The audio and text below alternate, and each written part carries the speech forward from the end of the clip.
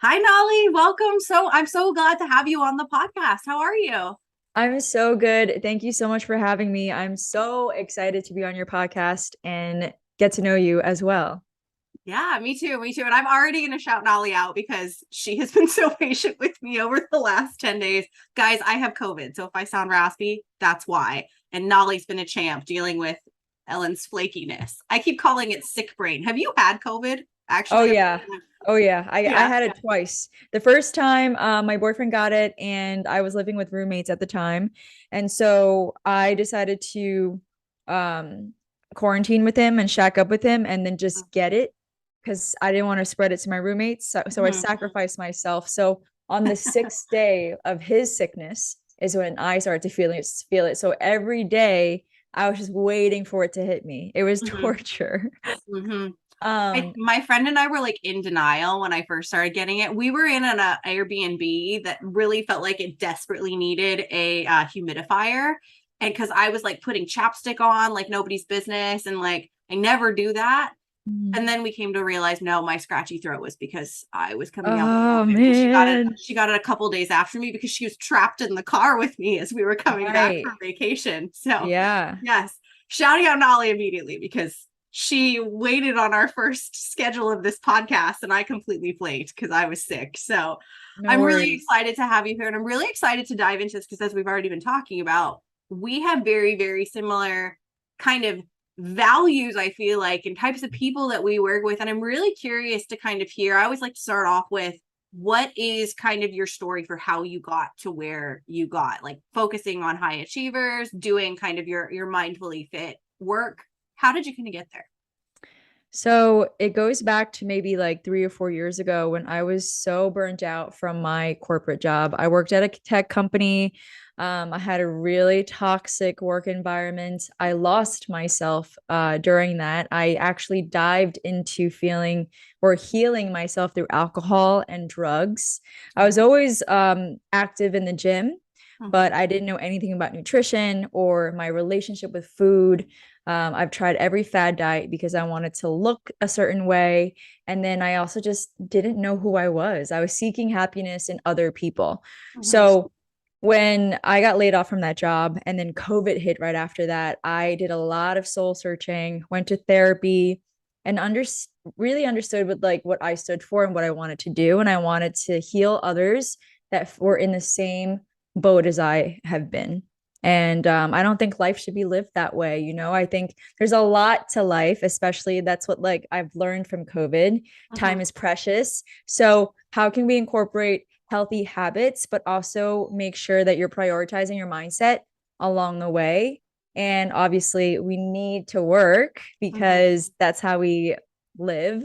But how can we integrate everything and so that all of your values match your actions and you feel good? But there's no perfect world, obviously, Mm-hmm. but learning the balance and learning that you do have the control and you can make yourself happy.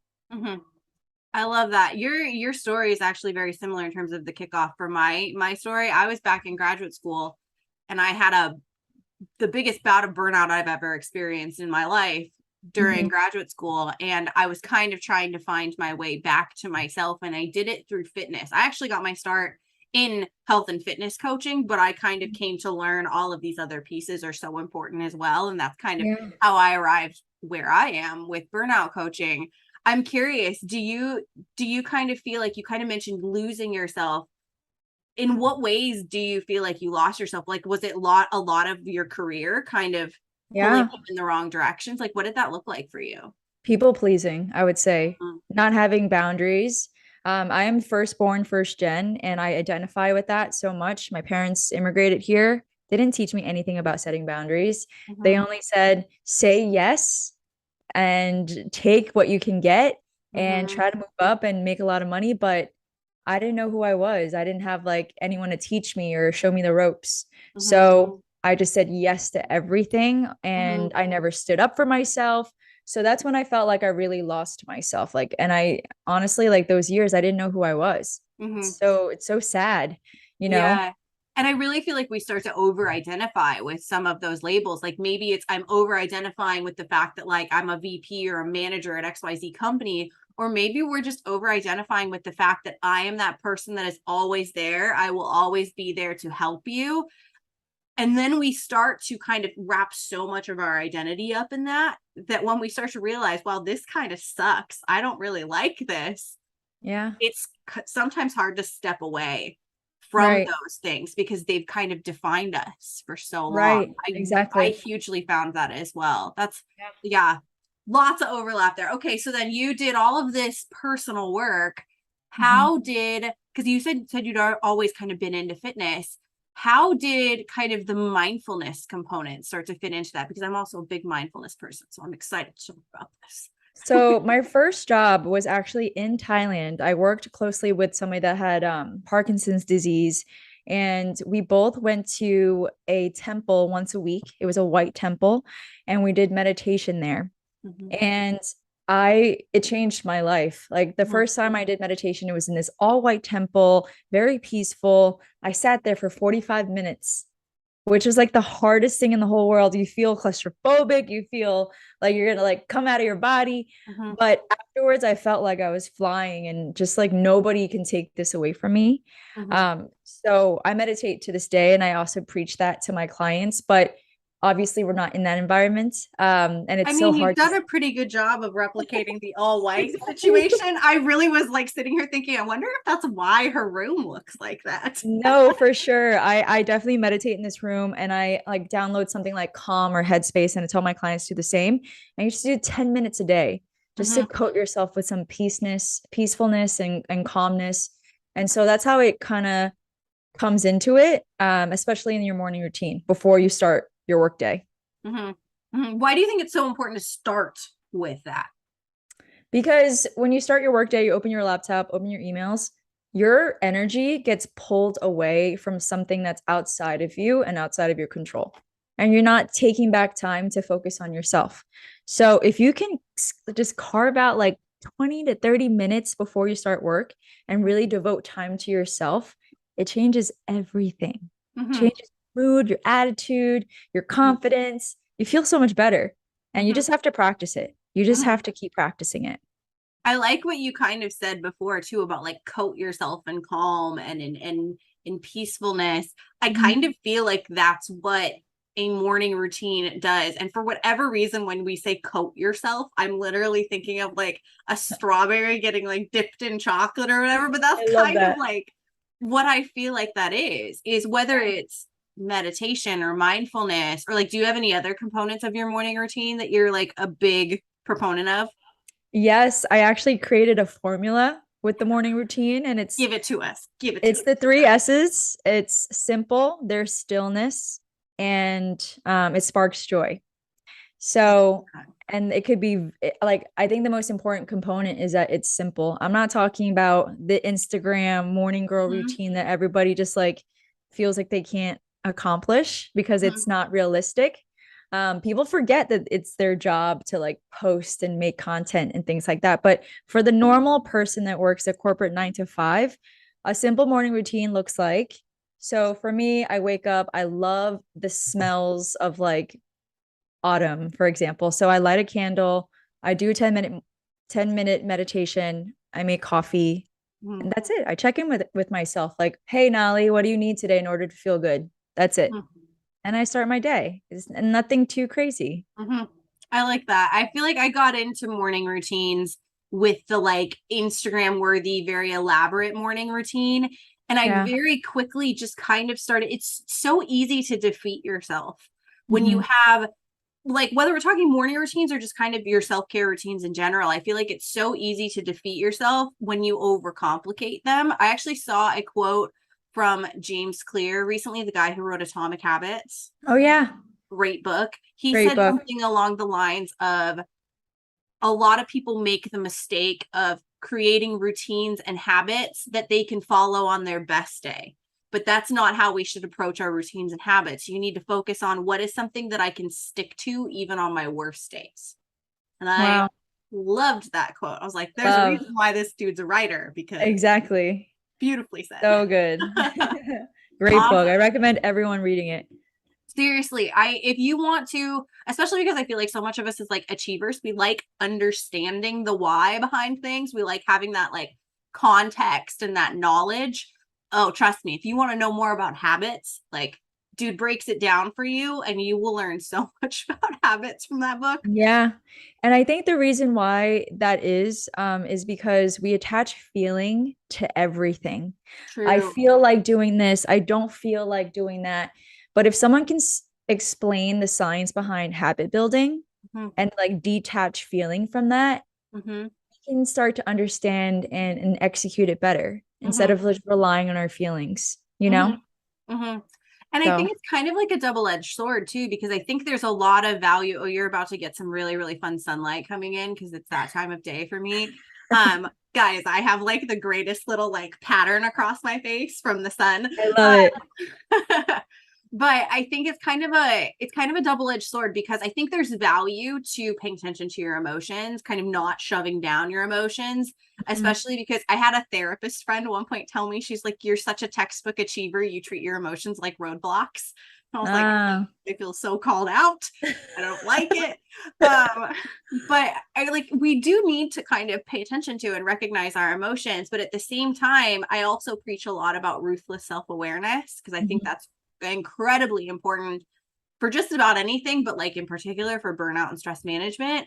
Mhm. And in that, we almost want to disconnect from our emotions because otherwise we bring too much judgment into Yep. it. And I actually really, really curious, how have you seen that play out in terms of like you talked about attaching emotion to things and that we're so good at that, which we are. Mhm. How have you kind of seen that be a helper and a hindrance for some of your the fact that we like attach emotion to everything?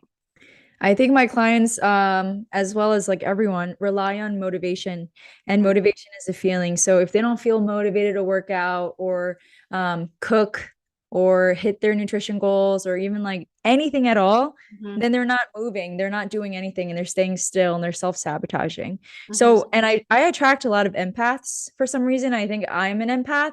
My whole life is based on my feelings, and I've just recently learned the past 4 years how to detach some of that. And I love this quote. It's so cliche, but it's like, don't believe everything that you think. So my clients will get in their heads, they'll feel fear, anxiety. They're anxious about going to the gym, they're anxious about like doing something that's like more or outside of their comfort zone. Mm-hmm. So I always say, let's logically look at this, let's pull it back and create smaller goals, like small steps. So if you're scared to go to the gym, all right, that's fine. Let's do workouts at home. But one day, let's go to the gym and do like a cardio session or something where you feel comfortable and you can ease into it. And Mm-hmm. so you build the confidence from that. Yeah, I'm totally stealing this from a friend and fellow podcaster, Keisha Fitzgerald, former or now Keisha Get Married. Yeah, she just got married, which is her last name's perfect for the fact that she just got married because her new last name is Get Married. No way. So perfect. Keisha, I hope Yeah. you listen to this. But she always says that stuff like that is a drop. It's a drop in your confidence bucket. You're just Hmm. putting drops in your confidence bucket. And I think that is absolutely huge. I'm a former scientist. I don't know if you actually know this about me. So one of the things that I always kind of think about in those situations is if you take like a piece of information or a story that you're telling yourself, these things that I'm anxious to go work out at the gym. If you take that scenario with a feeling, it's a story. And those Hmm. stories can be very impactful. But if you take the feeling out, which I'm not even going to try to sugarcoat, is hard if you don't have Yeah. practice at it. But if you Mhm. take the feeling away, that piece of information is just data. Right. I love that. And I think data is very, very powerful in our lives, but we've got to learn to like disconnect from it because otherwise we can be so judgmental with ourselves that Mhm. we're not willing to kind of look at our lives and learn from it and give ourselves what we need, Exactly. You whatever can't really capacity. evolve. I Mm-hmm. think a lot of us are really great at being reflective, like, and super aware, because that's Mm-hmm. what I feel like that's been like the trend in people. It's like people have been more introspective and learning about themselves, and it's Mm-hmm. great because learning about yourself is very fulfilling. But Mm-hmm. what is the next step? The next step is to actually like build on the habits that you need to build in order to become that person you want to become. Mhm. So let's like move forward a little bit from that. And I'm just learning that myself, and it's really hard. I'm such a feelings girl. I'm a How do Cancer. we bridge that? Like, how do we bridge the I've done all the self reflection. Now I need to like do the damn thing. I think first of all, allowing yourself to feel instead of like hurrying past like this journey. It's like, all right, I feel like crap today, and I'm gonna like honor her. Mm-hmm. So do what makes you feel good. But then the next day you're ready to start brand new on a blank slate and Mm-hmm. say, what's something easy that I can like do today that's gonna help me propel forward. So maybe that's going on a walk, maybe that's going outside in nature, but you need to get yourself out there and just do it, Mm-hmm. instead of just waiting for it. Mm-hmm. Yeah, it's like that small, like we talk about motivation. I always used to say when I did fitness coaching, momentum is motivating. Anything you Yeah. can do to give yourself that little nudge, to give yourself that momentum. Also, you can totally see my meditation behind me, but Yeah. anything you can do to give yourself that momentum is going to be a benefit. So, like, if you're somebody who's listening to this, talking like hearing us talk about meditation, like what's a way that they can give themselves momentum to build up that habit, which can be so powerful for them? Oh my gosh. I'm always saying or asking myself, how can I make it easier for myself, right? Mm-hmm. Instead of all these like roadblocks in place, how can I make this path the least resistance, and you could just do it. So my thing is Calm and Headspace. They are amazing apps. They're free apps for like the first month. And all you need to do is click on one of them and do it for 2 minutes, 3 minutes. It's so little. It is such a OMG, we're the same person. yeah. And it changes your mind completely because you're telling your mind that, hey, I am taking care of you and you're going to feel better because Mm-hmm. I'm paying attention to you right now. Mm-hmm. Mm-hmm. So, It's almost like you doing these things is like I think back when we are like kids and we had that person, like whether it was like grandma or mom or our aunt or our big sister or whatever. But when we were feeling like crap, they would come in and they would give us like that big warm hug.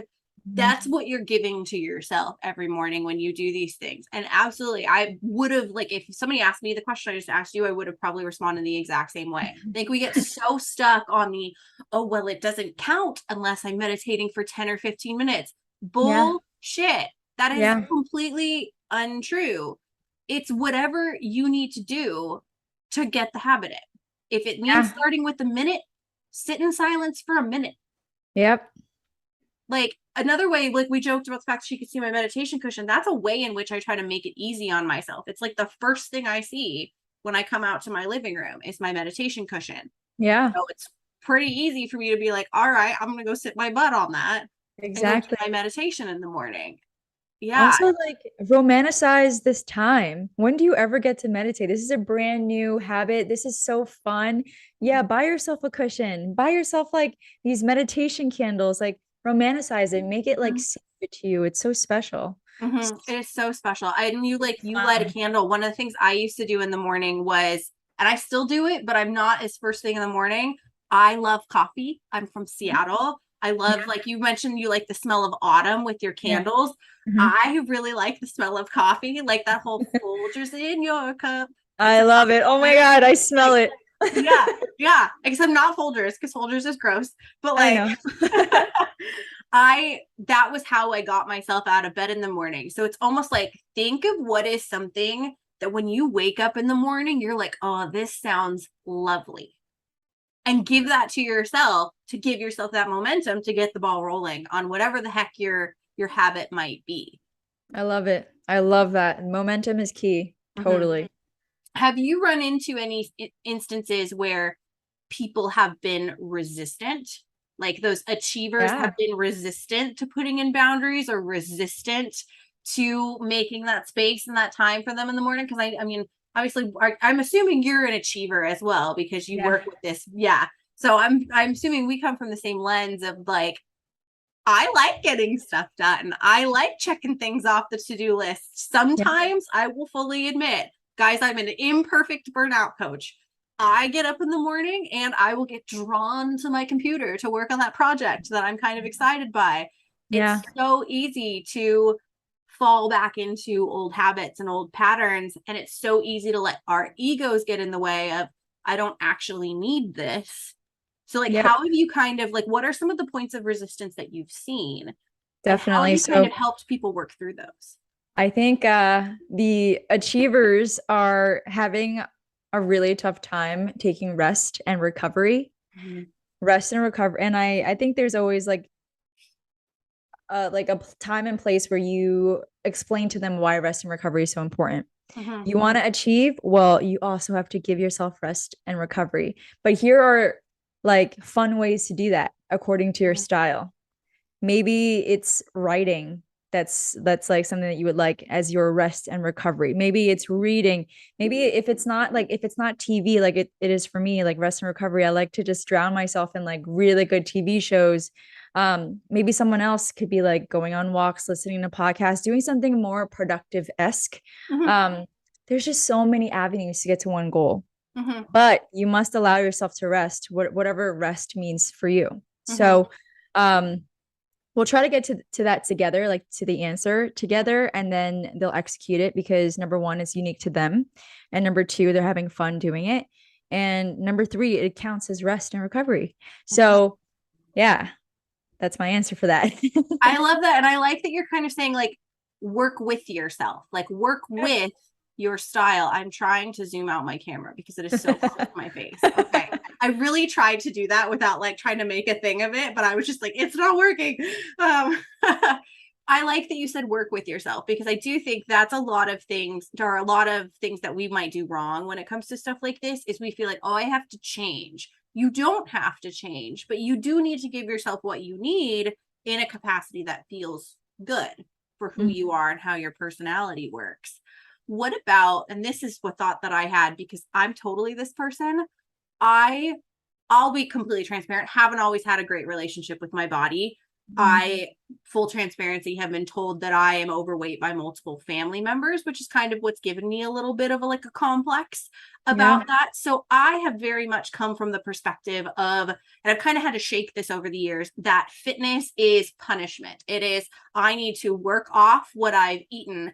And therefore, I have burned myself out by working out. And this is something that I feel very passionately about, that we focus a little bit too much of our kind of thoughts around burnout and stress around work and to-do lists and stuff like that, when I think you can also very much burn yourself out from your workout routines. So how does totally. kind of the rest side of things fit into that? And how can we get to the point where we're thinking about physical self-care and fitness and whatnot in a manner where we're not exhausting ourselves and we're not punishing ourselves I with think our. that so I have this quote, which is health looks different on everyone, and make health work for you. And like you said, you want to make things work for you and your lifestyle, your preferences, your favorites, your dislikes. That's how health is going to work for you.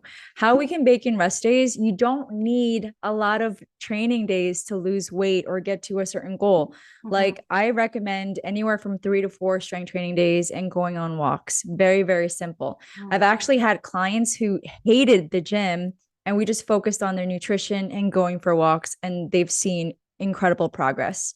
So if my clients are giving me their trust and they're like showing up and they're able to see that, hey, I can get to this place and I can see progress by doing so little and not adding so much stress on our bodies, Mhm. they're like, oh yeah, I see it now. Like I can actually execute these things and it works well for me and I feel good about it because I'm not trying to fit into this bodybuilder personality that I see on Instagram. Like I need to like go to the gym 6 times a week to Mhm. like hit this progress mark. And I think when clients start to see that, they start to let go of that narrative and they're like, okay, this works for me. I'm Mhm. confident with it. I feel good. I'm actually seeing progress. I don't have to go so hard. And I think it's because of like growing up, we've had this all or nothing mindset with everything. It's so hard to be in this gray matter.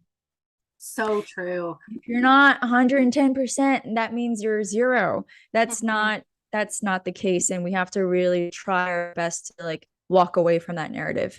Mhm. Oh, I'm so glad you brought that up. I mean, I still think this quote's funny, but this used to be one of my favorite quotes about like, don't half ass anything, always use your full ass.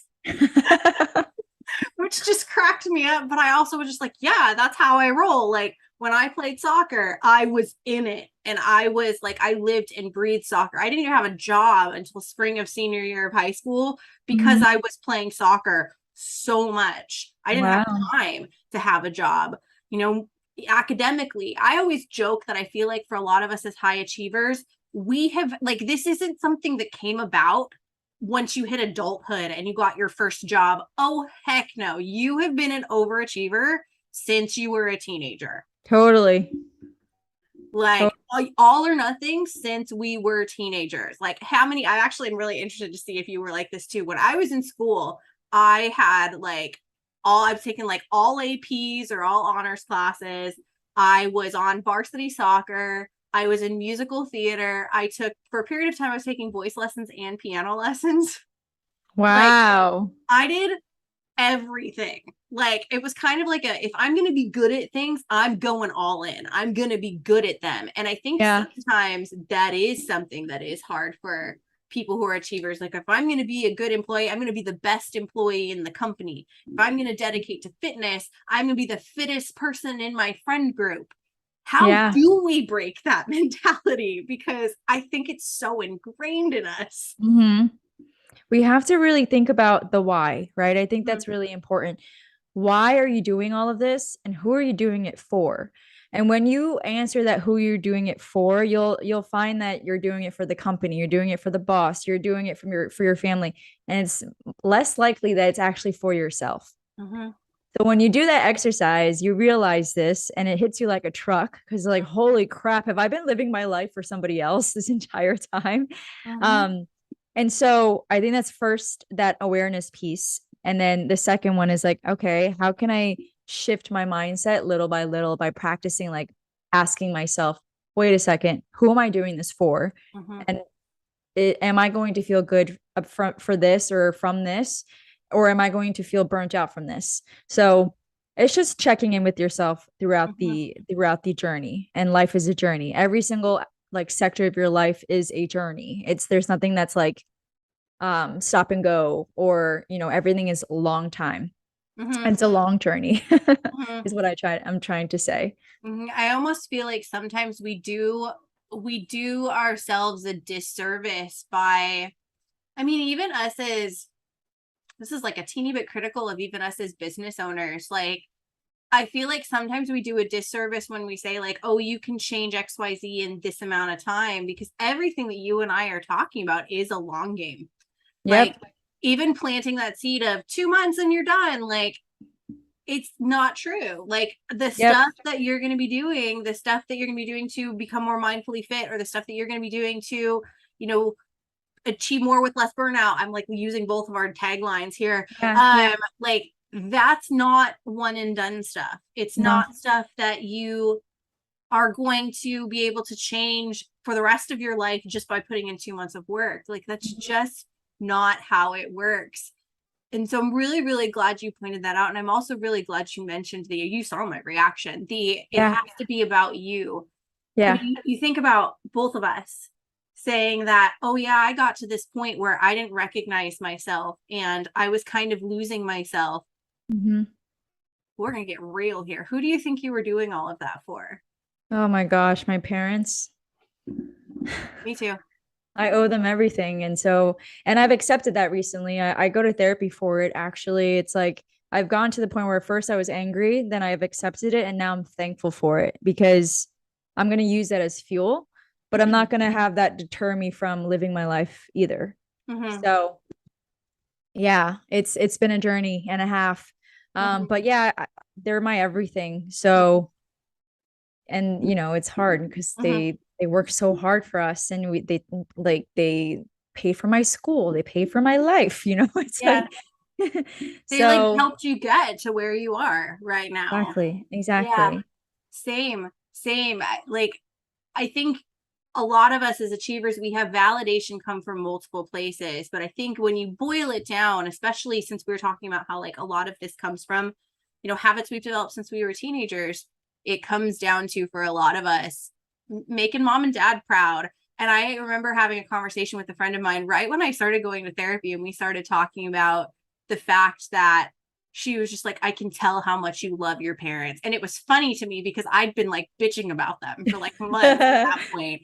I love Yeah. you, mom and dad, but I was bitching about you. Like, and that was kind of, I think what we all have to realize is where those things come from, where those drivers come from, calling a little bit of BS on when you realize that's starting to trump, like when somebody else's opinions and perspectives and values start to trump our own, which I think is, it's okay when you're in your 20s. Like, let's be honest, we're all just trying to like make it through our 20s for the most part. God, But as soon as scariest you years. which is like I just feel like we don't really know ourselves, a lot of us, until we're at least into our late 20s, like shoot, because we've spent so long trying to be everything for everybody else and not enough for us. And I think Yes. I love that we kind of, I feel like we both tackle the same issue but from Mhm. like these different sides, which is Yeah. awesome. Yeah, definitely. I think we're both trying to preach that, hey, take care of yourself. Mm-hmm. You can make yourself happy. You can be self-sufficient, spend more time alone, get to know yourself. Mm-hmm. Like, there's just so much value and fulfillment in that. And also, like, if you're confident, you can do anything. And if you Mm-hmm. believe in yourself, you really can do anything. Mm-hmm. And where is that going to come from? That's going to come from you getting to know yourself and checking in with yourself and learning and unlearning. That's what the 30s are all about, in my opinion. Facts. So true. And I think it's also like so much of it is, it's yeah, learning and unlearning. It is that fulfillment that we get from that self-knowledge. And I think the best part of that is once you have that self-knowledge, once you poured back into yourself about pouring into out or after pouring into so many other people for so long, the really cool part about that is that that fulfillment that you mentioned, that can't be taken away. You know, Yes. you lost your job right before COVID happened. If you poured a lot of your energy and your effort and your identity and your fulfillment and your purpose into that job, and then it gets taken away from you, it's like, what's left? A shell. Mm-hmm. A shell of a human. And so I'm not allowing that to happen ever again to me, right? If things, you can't control anything in life. Let's just Mm-hmm. that's just like the truth. What we can control is how you perceive things and how, like the narrative that you create around yourself. And it's hard to detach this, but like how can we take the happiness that we place on external things and really just have it here in your Mm-hmm. heart? And so that's what I try to teach my clients. I still go through it every single day because I'm Mm-hmm. also imperfect, but it is a practice. Mm-hmm. So if you look at it as like a practice, then it gets a little bit easier too. There is no like results. There is no perfection that we're trying to Mm-hmm. reach. It's just how can we get better every day, Mm-hmm. little by little. Mm-hmm. Love that. Love that. If you had to kind of leave us with any like kind of final words, kind of final thoughts on how do we sustain that practice? How do we keep that going? Mm-hmm. Because like we both touched on at this point, it's a lifestyle change. It's something that you've got to sustain. What Yeah. would be, I know you kind of already touched on your 3 S's for your morning routine, but like do you have any other fun little like acronyms or anything like that for I don't have other fun acronyms, but that's I okay. think that with like fitness and nutrition, like if you are in like a weight loss journey or a fat loss journey, whatever your goals are, you do not want to miss out on the mindset component Mm-hmm. because I've lost a ton of weight and I still hated myself in the mirror, or I've gained a ton of weight and I still hated myself in the mirror. So that missing component is the mindset stuff that you cannot skip over. Mm-hmm. It's when you combine all of those three is when it you start to fall in love with the journey. You start to fall in love with these new habits that you're creating, and then you get to stick to them because they're forever now, and you actually like doing these things Mm-hmm. instead of forcing yourself to do something that you don't like, and then you get to a certain goal and you're like, I didn't even work on myself at all. I don't feel confident. Just Mm-hmm. because you fit in like really nice pants doesn't mean you're going to feel confident. You can still feel really terrible about yourself. So, I would say that like don't forget about your mindset. Don't forget to cheer yourself up or pat yourself on the back every week. You're doing great. You're doing the best that you can and you're enough. Mm-hmm. Love that. Love that. And even if you don't feel like you're doing the best that you can, give yourself some freaking compassion because you probably are. That's the only Yeah, thing definitely. that's The judgment piece that you said earlier Mhm, is really important. Like, okay, I'm sad today, but you're not going to say because I'm a piece of shit, or like that mhm, judgment piece needs to be stripped away. Just mhm, honoring your feelings, like, all right, I'm sad and let me go do some things that's going to make me feel better. Or maybe you just want to sulk and that's totally okay. mhm, But tomorrow you're going to start brand new and get right back up. mhm, mhm. It's even tying it back to what you said before about like the thoughts you're having are just thoughts. I don't remember exactly how you said it, but like if you do have the thought that I'm a piece of shit, okay, that's just a thought. Do you literally think you're a piece of shit? Because you probably don't. So No, you don't have to let those little impulse moments where you don't feel good be the thing that defines your day or your week or your month or your life. We can call BS on those thoughts when they come up right. and then move through them. Yeah. And Awesome. ask for help. Ask, you have resources out there. You don't have to go through this thing alone at Wonderful all. transition here. How can you help? You can find coaches. You can also find me on Instagram. We can just chat. There's so many people who are pros at what they do. Allow them to teach you. Be a learner. Continue to be a student. It's one of my favorite things about life is like continuing to learn. I have a coach. I have a therapist. I have my entire team to Mhm, help me. It's like a little, it's a network of mhm. people that you have. It's like you're a celebrity or something and you have like a whole team on your back. So build that team. There are free resources. Like there's just so much out there. I love that. You want to be Beyonce people, you got to start building yourself a team. Exactly. And Nali and I can be on it. Okay. Yep, exactly. Exactly. I love that. I love that. Awesome. Okay, so tell us before we kind of wrap up, tell us a little bit about where people can find you and what are some of the specific things that you offer that might be able to help support some of our fellow achievers that are listening to this podcast toward getting Yes. themselves to being mindfully fit. Yeah, so you can find me on Instagram or TikTok at Nali_Supernova. And you can go through my Instagram and learn more about me, or you could just DM me. I feel like a lot of people are just afraid to DM me, or they're afraid that I won't answer, but I answer every single DM. Ask me anything. And we can get our conversation started there. But like I said, I do focus a lot on fitness, mindset, nutrition. It is very holistic, especially for those that work a very busy lifestyle and they have such crazy careers. And us women, we're always trying to level up in our careers. But we also can't forget about our health along the way. And it's important to find what works for you in that realm versus like doing something that's completely out of your zone and you're like, this is not even me. And that's why people quit and they burn out. Mm-hmm. Absolutely. And I just kind of want to add in there as well. I think the beauty, I haven't obviously done a podcast interview on this iteration of my podcast. Nolly is the first. And I think the power of hearing somebody on a podcast is if you listen to Nolly and you're like, oh my God, we have the same values, we have the same experiences. She gets what I'm going through. If you're hearing yourself saying that to any time you listen to somebody who's a coach or whatever on a podcast and you're looking for that kind of support, that's the best kind of person to reach out to because they get you. And that I think is one of the most invaluable pieces of building that team that Nolly just mentioned a second ago is they need to get you and they need to get what you're experiencing and get where you're coming from in your life and in the things that you're experiencing. So if you felt that listening to things today, then you definitely need to hit Nolly up. I know you mentioned on Instagram, I am going to put all of your links and whatnot, but can you give us like your website and your links on Instagram? And then we'll go ahead and wrap the sucker up. So again, Instagram and TikTok at Nali_Supernova. And then you can also check out my website, supernovafitness.co. .co. We're going to Yes. emphasize that because I typed in .com when I was looking for originally and it was the wrong website. So .co. Yes. Awesome. Well, Nolly, thank you so much for being here. This is a lot of fun.